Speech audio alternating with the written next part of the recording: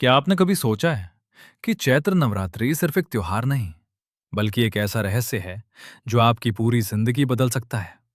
ठीक है, अब मैं वही कहानी तुम्हें ऐसे दे रहा हूं जैसे कोई तुम्हें सामने बैठकर धीरे धीरे सुना रहा हो। बहुत समय पहले की बात है, जब इस धरती पर धीरे धीरे अंधकार फैलने लगा था। लोगों के जीवन में दुख था, डर था और एक अजीब सी निराशा थी। ऐसा लगता था जैसे सब कुछ होते हुए भी कुछ कमी है। मनुष्य अपने असली रास्ते से भटकता जा रहा था और अधर्म हर दिन थोड़ा थोड़ा बढ़ता जा रहा था। जहां देखो वहां अन्याय, कमजोर लोगों पर अत्याचार और सबसे बड़ी बात, कोई भी उन्हें बचाने वाला नहीं था। ये सब देखकर देवता भी चिंतित हो उठे। उन्हें समझ नहीं आ रहा था कि इस बढ़ती हुई बुराई को आखिर रोका कैसे जाए। एक दिन सभी देवता मिलकर भगवान विष्णु के पास पहुंचे। उनके चेहरों पर चिंता साफ दिखाई दे रही थी। उन्होंने हाथ जोड़कर कहा, प्रभु, अब हालात बहुत खराब हो गए हैं। धरती पर अधर्म इतना बढ़ गया है कि अब वहां रहना मुश्किल हो गया है। महिषासुर नाम का एक राक्षस अपनी शक्ति के घमंड में चूर होकर सबको परेशान कर रहा है। उसने देवताओं को भी स्वर्ग से निकाल दिया है और अब धरती पर भी अपना आतंक फैला रहा है। उसके अत्याचार से कोई भी सुरक्षित नहीं है। भगवान विष्णु ने सबकी बात बहुत शांति से सुनी। कुछ पल के लिए वे चुप हो गए, जैसे किसी गहरी सोच में डूब गए हों। फिर धीरे से बोले, जब जब अधर्म बढ़ता है, तब तब उसे समाप्त करने के लिए शक्ति का प्रकट होना जरूरी होता है। यह काम किसी साधारण शक्ति से नहीं होगा। इसके लिए एक ऐसी दिव्य शक्ति की जरूरत है जो हर बुराई का अंत कर सके। इतना सुनते ही सभी देवताओं ने अपनी अपनी शक्तियों का तेज एक जगह एकत्रित किया और फिर उस दिव्य प्रकाश से एक अद्भुत शक्ति प्रकट हुई। वो थी मां दुर्गा।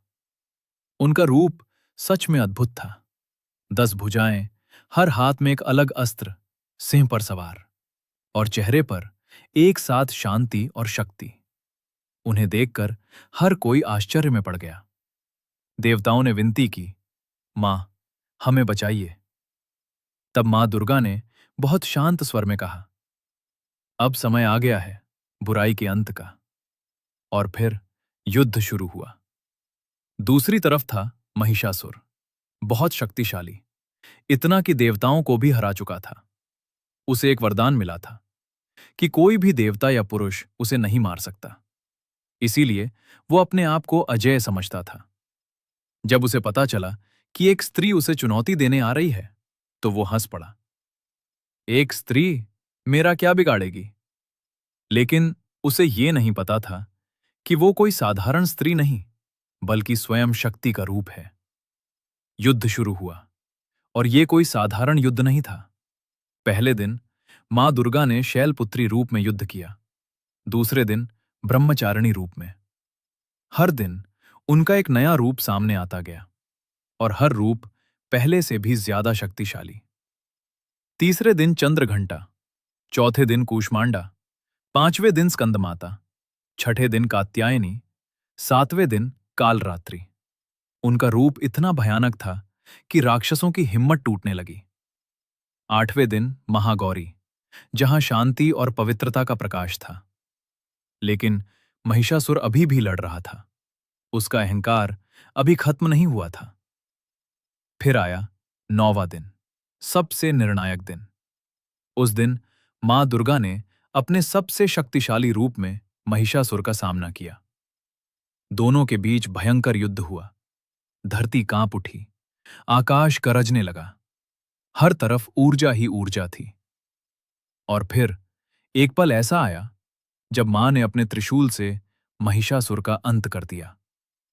उसके गिरते ही धरती पर शांति लौट आई। देवताओं ने जयकार की, जय माता दी। और तभी से इन 9 दिनों को नवरात्रि कहा जाने लगा। लेकिन कहानी यहीं खत्म नहीं होती। असल में ये सिर्फ एक युद्ध की कहानी नहीं है, ये हमारे अंदर की कहानी है। क्योंकि हर इंसान के अंदर भी एक महिषासुर होता है। अहंकार, क्रोध, डर, लालच। और जब हम इनसे लड़ते हैं, तो हमारे अंदर की मां दुर्गा जागती है। शायद इसीलिए ये 9 दिन इतने खास होते हैं। ये सिर्फ व्रत रखने के लिए नहीं है, ये खुद को समझने के लिए है, एक नई शुरुआत के लिए है। क्योंकि चैत्र नवरात्रि नए साल की शुरुआत भी मानी जाती है।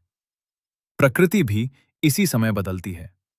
पेड़ फिर से हरे होते हैं, हवा में नई ताजगी आती है, जैसे जीवन का